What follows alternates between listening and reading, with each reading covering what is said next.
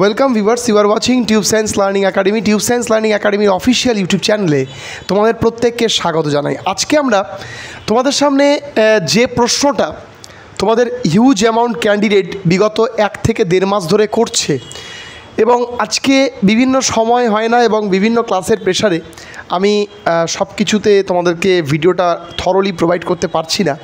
যেটুকু প্রোভাইড করি, তো চলো আজকে আমরা এটা নিয়ে আলোচনা করব। তার কারণ এটা অনেক দিন ধরে জিজ্ঞাস্য বিষয় অনেক ক্যান্ডিডেটের, sir how to improve your demo class, মানে how to improve our demo class, মানে তোমার নিজস্ব।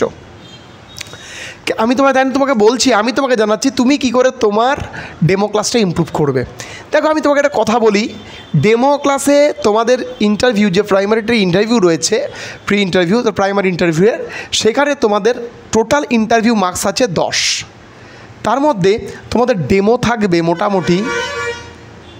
মোটামুটি 5 মার্কস, এরা বলে তাই, কিন্তু ডেমো যদি সঠিকভাবে পড়ে অনেক ক্ষেত্রেই কিন্তু একটা বড় ইম্প্যাক্ট তৈরি হয়। এবার তুমি বলতে পারো, স্যার তাহলে কি কোশ্চেনের উপরে কোনো রকম কোনো ইম্প্যাক্ট পড়ে না? না, কোশ্চেনের ওপরেও ইম্প্যাক্ট পড়ে, এবং কোশ্চেনের ইম্প্যাক্ট যদি যে সমস্ত প্রশ্নগুলো তোমাকে জিজ্ঞাসা করবে, সেই প্রশ্নগুলো যদি তুমি সঠিকভাবে উত্তর দিতে পারো বা ঠিকঠাক এলাবোরেট করতে পারো, এমন তো এটা মানে নেই যে তোমাকে যা জিজ্ঞাসা করবে তুমি সবই জানো। এটা কোনো ক্ষেত্রেই হয় না, কোনো যুগেই হতো না। এবার সব প্রশ্ন পারলেই যে তুমি ইন্টারভিউয়ে ভালো মার্কস পাবে, আর সব প্রশ্ন না পারলেই যে তুমি ইন্টারভিউয়ে খারাপ মার্কস পাবে, এমন কোনো ভাবার কোনো ব্যাপার নেই। তো তোমার এখানে দেখো দিয়েছে যে ডেমো ক্লাস নিয়ে আজকে আমরা জানবো কীভাবে তোমার ডেমো ক্লাসকে করবে। তো তার আগে আমি একটা কথাই বলবো যে কোশ্চেনগুলো, কোন প্রশ্নগুলো প্রিভিয়াস ক্যান্ডিডেটদেরকে জিজ্ঞাসা করেছে, কোন জিনিসগুলো তোমাদের জানতে হবে, সেগুলো তোমাদেরকে কিন্তু প্র্যাকটিক্যালি আগে জেনে নেবে। না জেনে প্রথমেই ডেমো ক্লাসের প্রিপারেশনস করতে যাওয়া কিন্তু মূর্খামি। প্রথমে জেনে নাও, তারপরে আস্তে আস্তে তোমরা ডেমো ক্লাসের রিপ্রেজেন্টেশনস করো, কোনো প্রবলেম নেই। চলো আজকে আমরা সেই ডেমো ক্লাসের জন্য তোমাদের কী দরকার। প্রথমে দেখো, তোমার একটা টিচিং পার্সোনালিটি দরকার। কেন দরকার? এবার তুমি বলতে পারো, স্যার কেন দরকার? দেখো, টিচিং পার্সোনালিটি কিন্তু তোমার ইন্টারভিউ একটা বিগ ইম্প্যাক্ট ক্রিয়েট করবেই। তুমি যে পড়াবে, তুমি যে বলছো, তোমার যে মুখের অয়বব যাকে বলে আর কি, প্রত্যেকটা জিনিস খুব অ্যাট্রাকটিভ হওয়া প্রয়োজন। তো তাই না, দেখো, যতই আমি তোমাকে ডেমো দিয়ে দিই, তুমি যতই ডেমো দিয়ে দাও, কেউ বলতে পারবে না কোন ডেমোতে কত মার্কস কাকে দেওয়া যেতে পারে। কিন্তু তোমার ডেমোর মধ্যে যদি তোমার ইন্টারভিউয়ের একটা ভিন্ন স্বাদ পায়, তাহলে কিন্তু বলতে পারো যে তোমাকে একটু আলাদাভাবে বা তোমাকে একটু বেশি নাম্বার দেওয়ার প্রবণতা থাকবে। এবার অনেকজন বলতে পারো যে স্যার এর আগের বারে তো বেশিরভাগ জনকে যারা একটু করাপশানস করেছিল 9 দিয়ে দিয়েছিল, যা প্রাইমারি টেট, বর্তমান প্রাইমারি আর এসএসসির অবস্থা, তাতে তুমি এটা নিশ্চিত থাকো যে তোমাদের করাপশানস করা তো দূরের কথা, তোমাদের সামান্য পরিমাণ দুর্নীতি করতেও রাজ্য সরকার ভয় পাবে। তো সেই জায়গায় দাঁড়িয়ে টিচিং পার্সোনালিটি, তোমার একটা নিজস্ব পার্সোনালিটি বা ইম্প্যাক্ট তৈরি করার চেষ্টা করো, এবং যেটা আমার মনে হয় প্রত্যেকটা ক্যান্ডিডেটেরই সেদিকে ফোকাস করা উচিত। কি করে তৈরি করবে? তুমি তোমার বাড়িতে আয়নার সামনে নিজেকে রিপ্রেজেন্ট করো, কথা বলার টেকনিক বোঝো। তুমি যে প্রশ্নগুলো তোমাকে করা হবে, সেই প্রশ্নগুলোর উত্তর দেওয়ারও এক কায়দা আছে, সেই কায়দাগুলো তোমাকে অ্যাডাপ্ট করতে হবে। মুখে আড়ষ্টহীন ভাষায় রিপ্রেজেন্টেশনস করা প্রয়োজন, নাহলে কিন্তু মুশকিল আছে। ঠিক আছে, এবার তুমি যদি আড়ষ্টহীনতা যদি তোমার মধ্যে যদি তোমার থেকে যায়, তাহলে সেটা কিন্তু টিচিংয়ের একটা পার্সোনালিটির একটা নেগেটিভ ইম্প্যাক্ট পড়ে যায়। তাই আগে থেকে আমি তোমাদের বলছি, টিচিং ইম্প্যাক্ট ক্রিয়েট করতে টিচিং পার্সোনালিটি তৈরি করো, কাউকে দেখে নয়, তোমার নিজস্ব একটা অদ্ভুত বা ইউনিক আইডেন্টিটি তৈরি করো।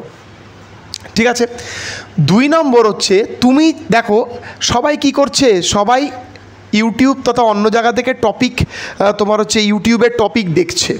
আমি বলবো অবশ্যই দেখো, কোনো প্রবলেম নাই, দেখো, কিন্তু মনে রাখবে যে তোমাকে এটা ভাবলে চলবে না যে যত টপিক আছে আমি সমস্ত টপিক দেখে যাব, এটা সম্ভবই নয়।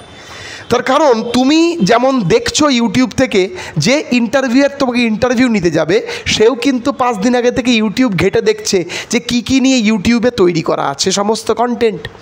ফলে সেগুলো ব্যতীত অন্য কিছু আমি জিজ্ঞাসা করব। মনে রাখবে, এখন যে সমস্ত শিক্ষিকাগণ যারা আছে, তারা কিন্তু ইউটিউবের ট্রেন্ডসকে ফলো করে, কারণ ইউটিউব একটা বিগেস্ট এডুকেশনাল হাব বর্তমানে। তো সেই জায়গায় দাঁড়িয়ে টপিক যাই দিক না কেন তাকে রিপ্রেজেন্টেশনস করার ক্ষমতা তোমার মধ্যে থাকতে হবে, এবং তুমি কিভাবে রিপ্রেজেন্টেশনস করবে সেটা সম্পূর্ণ তোমার কোয়ালিটি, তোমার পার্সিভারেন্স ভালো করে মাথায় রাখবে। তো সেই জায়গায় দাঁড়িয়ে আমি বলতে পারি যে টপিকের পিছনে ছুটো না, টপিক তো প্রচুর আছে। তুমি যদি এখন ম্যাথের 1 2 3 4 বইটা কোনো জায়গা থেকে কোনো প্রাইমারি স্কুলের টিচারের দাদার কাছ থেকে নিয়ে এসে যদি তুমি দেখো, তুমি মিনিমাম 1000খানা টপিক পাবে ডেমো ক্লাসের। তো তুমি এখন 1000খানাই কি অ্যাডাপ্ট করবে? না, তুমি সেগুলো পড়বে, তুমি টপিকগুলো পড়বে। দেখো আমি তোমাদেরকে বারবার বলি, ধরো টেবিলস অফ 2 মানে 2 ঘরের নামতা, 1 ঘরের নামতা, 3 ঘরের নামতা কী করে শেখানো যায়, তার আগে তোমাকে কী কী ইম্প্যাক্ট ক্রিয়েট করতে হবে, তার আগে ছাত্রছাত্রীকে তোমাকে কী কী বলতে হবে, কী কী বলতে হবে না, সবই কিন্তু তোমাকে জেনে যেতে হবে। এবার যদি তুমি আগেই বলতে শুরু করো, সেটা কিন্তু বিগ ইম্প্যাক্ট পড়ে যাবে তোমার পার্সোনালিটি রেসপেক্টে, যে কেমন করে তুমি বললে। আমরা যখনই কোনো কিছু টপিক পড়াবো তার আগে আমরা পূর্ব অভিজ্ঞতা বা পূর্ব টপিককে অবশ্যই কিন্তু ডিক্লিয়ার করব। দেখো এই জিনিসগুলো তোমরা আগেই জেনে এসেছো, তার পরিপ্রেক্ষিতে আজকে আমরা এটা পড়াবো। তো ফলে ডেমো ক্লাস একটা যদি ক্ষুদ্রতর বিষয় কিছুই নয়, আবার যদি তুমি ইম্প্যাক্ট ক্রিয়েট করো একটা বিগ ইম্প্যাক্ট ক্রিয়েট করবে। তো তাই জন্য তোমাকে কি করবে, প্রত্যেকটা টপিকগুলো তুমি পড়ো। এবার যথাযথ প্রশ্ন বা টপিক পড়ানো হয়েছে, ঠিক আছে, আমাদের ব্যাচে। তো সেটা যদি তুমি নাও থাকো কোনো ব্যাপার না, তুমি নিজে পড়ো, বইগুলো নিয়ে এসে নিজে পড়ো। যতটুকু জানানো সম্ভব জানানো হয়েছে। পূর্ব ক্যান্ডিডেটরা যারা ইন্টারভিউ দিয়ে এসছে তাদের এর বাইরে টপিক আসেনি। তো ফলে তোমাদের কী করতে হবে, তোমাদের কাছে যে বইগুলো রয়েছে হতেই পারে তুমি এখন ধরো প্রাইমারির আমরা বলতে পারি, ধরো তুমি প্রাইমারির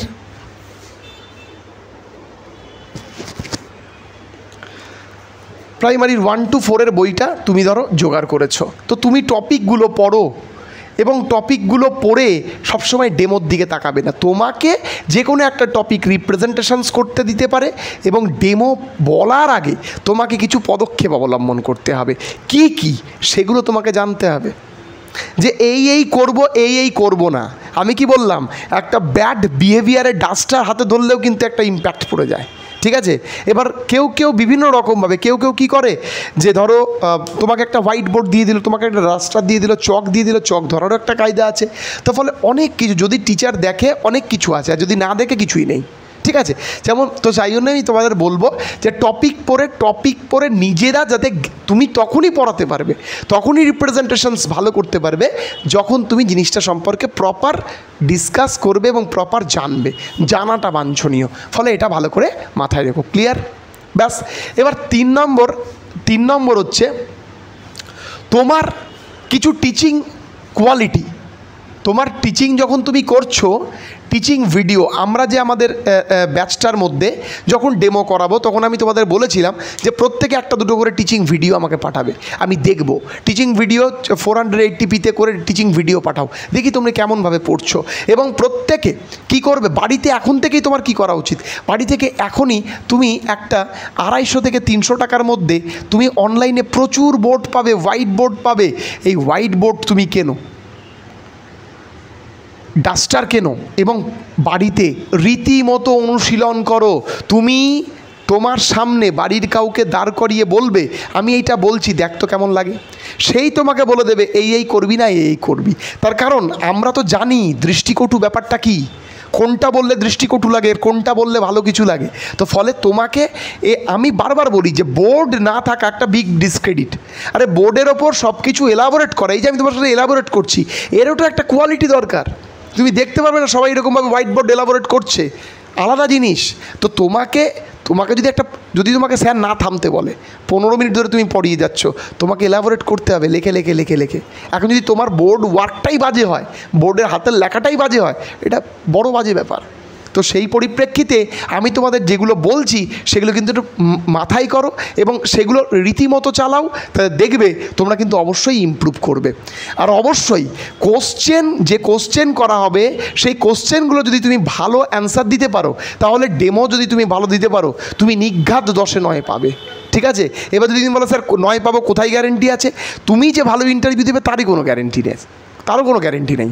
দেখো যে আমি যে তোমাকে ডেমো দিয়ে দেবো, আমি তোমাকে বলে দেবো দেখো এই করবে না, এই করবে, এই টপিকের উপরে ডেমো তৈরি করো, এই টপিকের উপরে ডেমো তৈরি করো না, কিন্তু তৈরি তো তোমাকেই করতে হবে, রিপ্রেজেন্টটা তোমাকেই করতে হবে। সবাই কি করছে, আমার রিপ্রেজেন্টেশনস দেখছে, রিপ্রেজেন্টেশনস তোমাকে করতে হবে। ফলে তুমি তোমার রিপ্রেজেন্টেশনস কাউকে দিয়ে দেখাও যে কতটা শ্রুতিমধুর লাগছে, তাতে ছাত্রছাত্রী অনীহা প্রকাশ করছে কি না, সেগুলো রিপ্রেজেন্টেশনস করা খুব প্রয়োজন। এবং আজকে আমি এই জিনিসগুলো নিয়ে 4টে পয়েন্টগুলো বললাম, এই 4টে পয়েন্ট আমি মেনে চলি যে যারা এই 4টে পয়েন্ট ভালো করে দেখে চলবে তাদের ডেমো ক্লাস ডেফিনেটলি ইমপ্রুভ হবে। তোমরা ভালো করে দেখো, নিজেদের মতো করে নিজেদের তৈরি করো। আজকে এইটুকুই, দেখা হবে পরবর্তী ক্লাসে। সবাই খুব ভালো থেকো।